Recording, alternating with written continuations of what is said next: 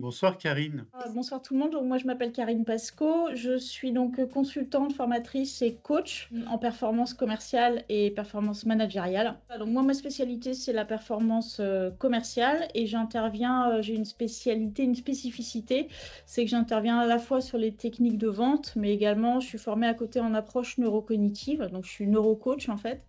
Et donc, j'interviens sur les problématiques de motivation, de gestion du stress, puis aussi comment décoder son prospect ou son client. Donc la FES, c'est une nouvelle casquette pour moi que je connaissais pas du tout. Alors c'est pas tout à fait une nouvelle posture parce que moi j'étais déjà coach et formatrice, donc il y a quand même beaucoup et même énormément de similitudes. Mais voilà comment je suis venue à la FES. Tu te rappelles de la première mission? Est-ce que tu te rappelles de ce que tu as pu mobiliser dans ton expérience, tes connaissances et ton parcours de coach que tu as pu décrire? Est-ce que tu as pu éventuellement utiliser aussi comme support pour structurer cette première mission dans ce que Syneliance t'a apporté? Je pense en particulier, même si à l'époque il n'était peut-être pas aussi développé, à la méthodologie et à l'outil. Comment est-ce que tu t'es réglé sur cette première mission avec tout ça? Déjà, je me suis un peu baladée sur la plateforme pour voir pour pas découvrir en même temps que le client, ça a l'air bête, mais voir un peu où étaient les trucs. J'étais allée me plonger aussi en détail dans ce que le client remplit avant qu'on se voit. Voilà, pour bien cerner, on va dire, la matière qu'il y a sur la plateforme. De m'être projetée, je l'ai un peu abordé comme du coaching finalement, mais un coaching avec un binôme. Et je me suis dit, comment je vais aborder ça? Donc, j'avais pris mes notes et j'avais structuré. Et puis, en fait, au fur et à mesure de mes affaires, j'ai amélioré pour que ce soit quand même rapide. Parce que les rendez-vous, on n'a pas 2 heures avec eux, ils sont deux. Et il y a quand même une logique de process. Donc, on n'est pas comme dans du coaching pur où voilà, on discute, c'est du questionnement. Non, là, on a quand même les situations apprenantes à trouver, ce genre de choses. Voilà, donc j'ai commencé tout simplement avec une feuille et je m'étais noté, je m'étais fait un plan et j'ai suivi mon plan. Puis après, je me suis laissée aussi porter par la première fois. Ce qui m'a aidé aussi, c'est que je les connaissais. Enfin, je connaissais pas forcément la personne qui allait être accompagnée, mais je connaissais l'entreprise, donc je pense que c'est aussi plus facile. Prendre le temps de se poser pour structurer un peu son approche, ça le fait largement, quoi. Qu'est-ce qui fait selon toi un bon animateur réflexif? Est-ce que tu peux analyser un peu la typologie des grandes qualités? Alors, je dirais qu'il faut à la fois être structuré et en même temps être souple parce que chaque binôme va être différent. Et ils avancent pas tous à la même vitesse non plus. Assez rapidement, la mécanique est bien huilée, moi je trouve, parce que l'outil aide beaucoup, sa structure, on a un visuel, on travaille ensemble sur le visuel, on avance, moi je reprends à chaque fois le visuel d'une fois sur l'autre, donc on sait d'où on part et où on va, et donc ça devient fluide assez rapidement en fait.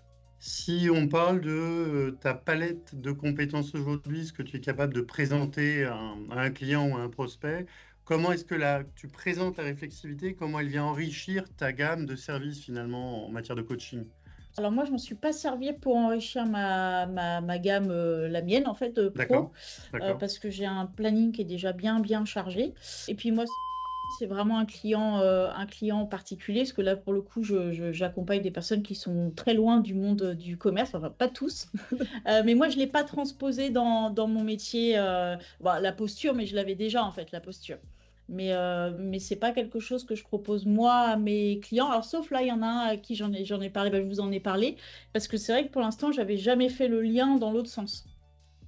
Ou potentiellement, certains de mes clients pourraient être amenés à avoir besoin de la feste. Voilà. Mais pas forcément par mon prisme à moi, en fait. Ça pourrait être un autre animateur réflexif. Alors, je rebondis de façon très situationnelle. Quel a été le déclic? Qu'est-ce qui fait que chez ce client, tu t'es dit peut-être qu'il en a besoin? Quel facteur t'a amené à leur en parler? Parce qu'on en a parlé avec Natacha. J'ai beaucoup le prisme de qui est qui a ses spécificités. Et en fait, tout bêtement, je l'avais jamais transposé dans d'autres situations. Et comme moi, je cherche pas à développer la fesse en dehors de ce client-là, c'est pour ça aussi que j'ai pas fait le lien. Alors que si on cherche effectivement à développer la fesse pour son activité, j'imagine qu'on voit très facilement les ponts, quoi. Est-ce que tu as un exemple précis à nous citer de résolution de problèmes professionnels un peu critiques, soit conflit de personnes, soit crise un petit peu peut-être interne, pas seulement liée au fonctionnement des personnes, mais peut-être de l'entreprise? Est-ce que tu as un exemple où la réflexivité a été un outil performant qui a permis de résoudre un problème bien identifié et plutôt délicat? le problème n'était pas critique en tant que tel, ça j'ai jamais eu vraiment un problème critique. Il y a une fois où la personne est allée au bout de l'accompagnement d'AFES et est partie après, et moi j'ai été surprise. Et là je me suis dit, ça veut dire qu'il y a un truc dans la fesse qui est... Donc j'en ai discuté avec le client, et donc il m'a dit, mais en fait ça avait rien à voir. Il me dit, je sais pas si on t'en aurait parlé, mais il n'empêche que moi je me suis dit, dans mon processus justement, je me suis rajouté en introduction de leur dire que voilà, s'il y a des points de blocage, mais même qui n'ont rien à voir avec la fesse, que je suis disponible aussi pour ça, parce que ça m'a quand même chiffonné ce truc-là. J'ai dit, Oui. mince, et même eux ils se sont dit, bah, c'est vrai qu'on n'a pas pensé à t'appeler parce que ça va rien à voir avec l'accompagnement de la personne en fait. Bref, mais ça a été un truc quand même critique pour le coup pour moi, dans le sens d'accompagnement d'AFES, pour monter d'un cran dans la qualité de l'accompagnement. Et la chose que j'ai pu avoir, c'est un manager par contre qui lui avait des problèmes sur justement dans cette partie accompagnement, qui m'a dit justement, est-ce qu'on peut se voir un petit peu après sur la partie cadrage et recadrage de certaines choses. Voilà, mais il a su anticiper. Mais bon, c'est pas quelque chose qu'on peut appeler de critique. Oui. Ça fait partie de la vie naturelle d'une entreprise, mais c'est aussi l'intérêt de la FES, c'est qu'il puisse se servir de nous, on va dire, quand il se pose des questions. Ça évite de devenir critique dans le sens où quelquefois on peut avoir des apprenants qui sont pas très loquaces, et donc le fait qu'on soit 3 et que nous on soit neutre et qu'on pose les questions, ça leur permet de pas se planquer. C'est-à-dire que je ne me satisfais pas d'une réponse oui, tout va bien, ok. Donc voilà, c'est en ça qu'on peut éviter des situations critiques, je pense plus. Mais j'en ai pas eu à vivre directement. Quel conseil tu donnerais demain à quelqu'un qui va une première fois animer un binôme pour se préparer? Quels sont les points importants peut-être à avoir en tête, ou les choses à noter, ou les étapes à respecter? Est-ce que tu pourrais nous lister de la façon la plus structurée possible une préparation pour la première animation réflexive? Donc moi, je commence par leur envoyer un mail, où déjà dans le mail, je réexplique ce que c'est que la FEST, et je les rassure, parce que quand la FEST est arrivée dans cette société, notamment les formateurs internes, ils disent c'est encore un nouveau truc, ça va nous prendre du temps. La personne qui est accompagnée, elle peut avoir peur du regard extérieur, que ce soit un regard de jugement. Donc déjà dans le mail que je leur envoie, je leur dis voilà, ça sert à ça. Je rappelle, mais de manière très simple, c'est à quoi ça sert? C'est que ça les oblige finalement à se poser ensemble pendant 1 heure pour faire un point et prendre du recul et se projeter sur la suite. Et c'est ça le vrai bénéfice de la FEST. Et tout de suite derrière, je leur dis que on va se voir déjà une première fois, on va caler les dates. Et donc le premier rendez-vous, il est un petit peu plus long, mais je vais faire en sorte moi que ce soit rapide et efficace pour la suite.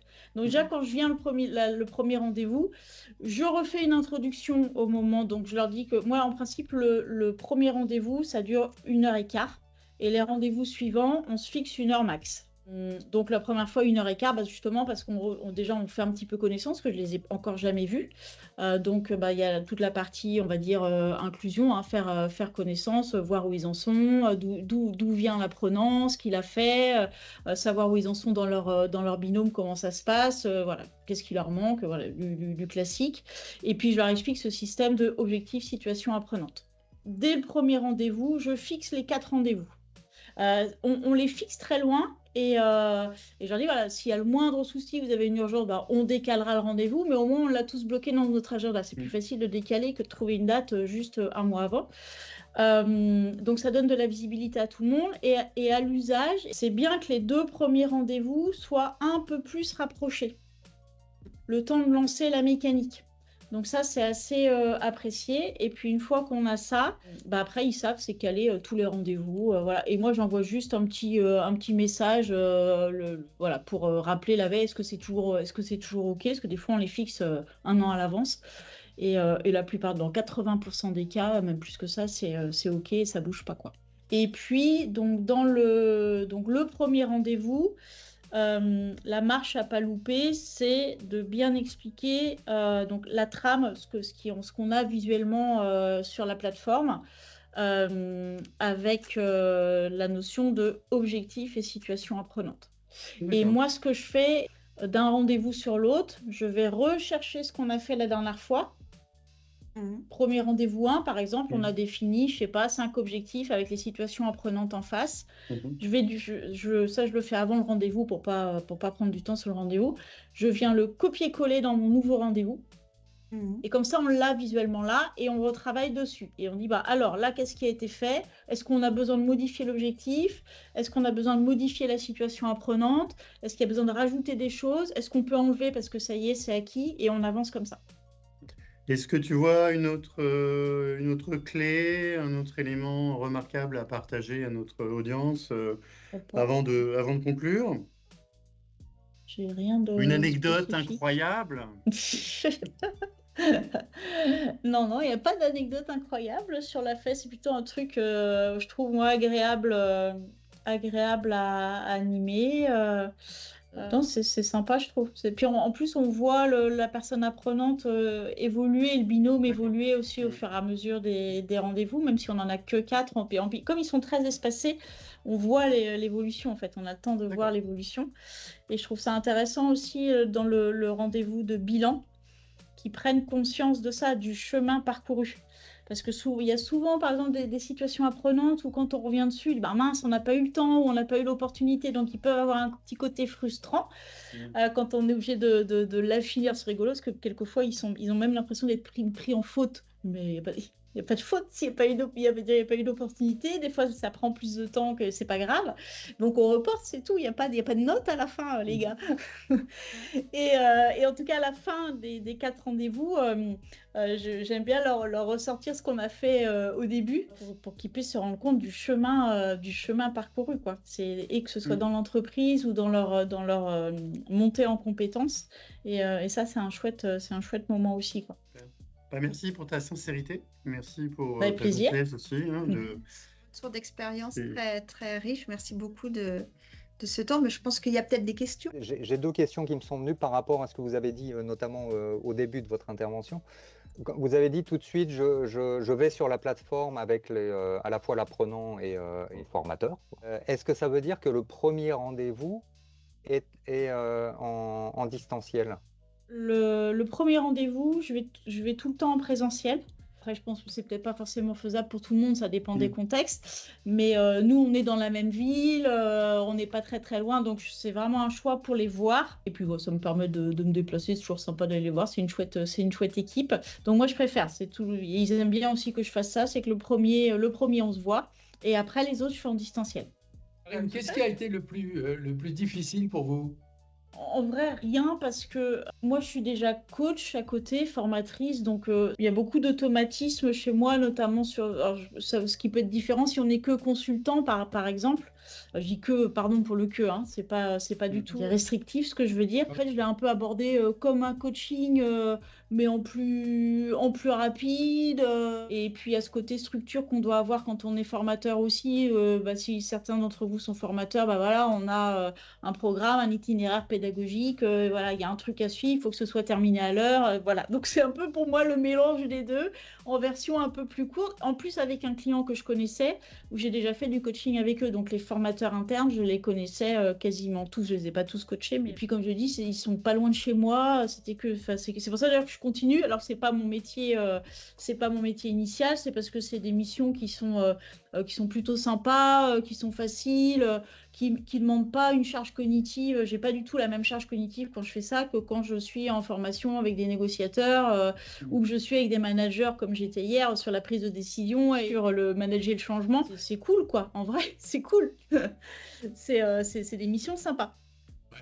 Mais est-ce que la coolitude dont vous parlez est plus liée à la connaissance que vous avez de ce client ou au process naturel de la feste? J'ai la réponse à cette question parce qu'en fait, vu qu'il y avait beaucoup de demandes de ce client-là sur la feste, à un moment donné, moi, je pouvais pas, ça rentrait plus dans mon planning. Et donc, là, les 17 dossiers, il y a eu à un moment donné, je sais plus, on devait être à 10 dossiers en même temps. Et là, moi, j'ai dit, stop, je peux pas faire 10 dossiers en même temps.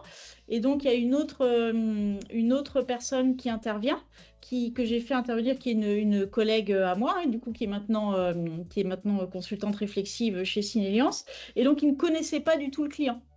Et donc, il a fallu que je lui vende le principe de la FES qu'elle ne connaissait pas du tout et elle est ravie. Donc c'est pas lié au fait que moi je connaissais le client. Moi j'ai accepté parce que je les connaissais et eux avaient dit ok pour le principe mais il faut que ce soit Karine. Mais c'est juste la porte d'entrée. Donc la personne que moi je connais elle est coach et formatrice et pareil elle trouve ça hyper sympa comme mission en fait. Parce qu'on est, il y a la plateforme, il y a un processus à suivre, il n'y a rien de compliqué en fait. En vrai, c'est plus simple qu'un coaching, c'est moins long qu'un coaching. On a vraiment ce truc, une fois qu'on a compris le truc objectif, situation apprenant, après ça roule quoi. Quelles sont les 3 choses que vous donneriez à un prospect pour l'appâter par rapport à la FEST? Le retour sur investissement, moi, je le trouve intéressant, en fait, parce que ça prend pas de temps. Ça permet vraiment de prendre ce temps de recul avec l'apprenant, de s'obliger à le faire avec un regard extérieur. Parce que c'est ça qui peut être compliqué, si on ne peut pas être jugé parti. Et le formateur interne, il est de fait, par sa posture, il est forcément jugé parti. Moi, au début, je n'étais pas forcément convaincue de l'intérêt en tant que tel de la FEST, à part pour la partie aide financière, l'argent qui est à récupérer dedans. Et pour être honnête, le client était plutôt sur la même ligne que moi là-dessus. Il dit ok, on y va parce qu'il y a un intérêt financier, il faut être clair, et que ça va nous prendre qu'une heure. C'était un peu ça le deal de départ. Sauf que plus on a avancé, plus on s'est rendu compte que c'était vraiment des temps intéressants. Et c'est quand même ultra intéressant de se donner du temps pour le faire et de le faire de la bonne manière. Parce que se donner du temps, à la limite, ils pourraient le faire entre eux. Mais souvent, ils disent heureusement que tu es là, parce que sinon, c'est vrai qu'on ne ferait pas. Et le fait d'être accompagné, on voit bien, même dans leur posture, c'est mignon parce qu'ils se mettent tous les deux en face de moi. Les deux sont apprenants quelque part dans ces cas-là.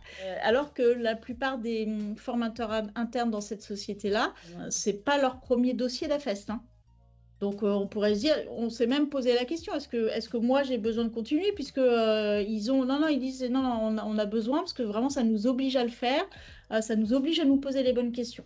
Et donc, si on va au bout de la logique, j'imagine qu'à un moment donné, c'est que l'apprenant soit performant plus rapidement et reste dans l'entreprise, soit bien intégré.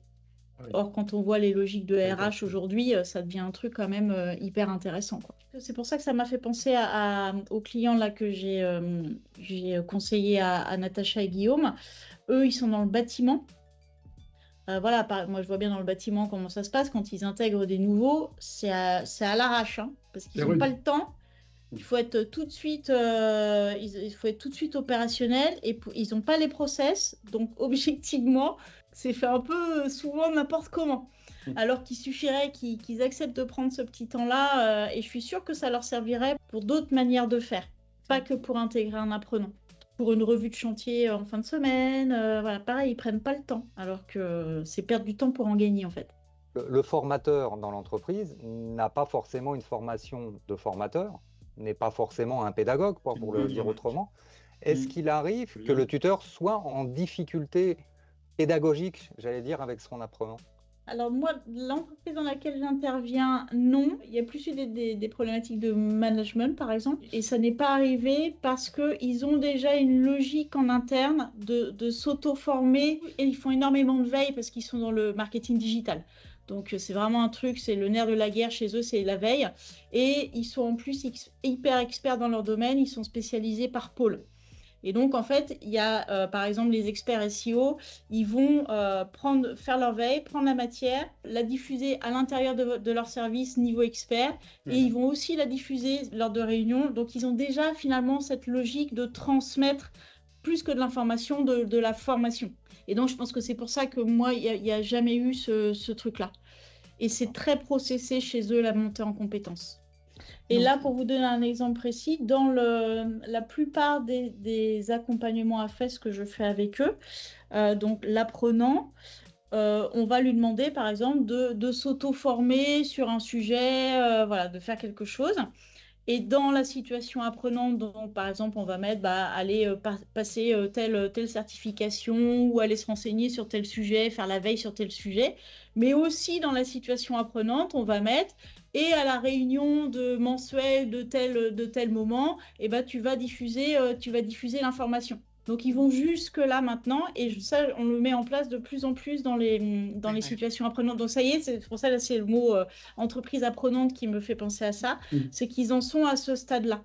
Donc, ils le font dès l'intégration. La personne qui est intégrée, bah, ça y est, elle commence à faire ça. Ok, je me forme, mais je forme en même temps mes collègues. Et donc, ça, c'est hyper intéressant. Merci encore une fois, Karine. Oui, merci.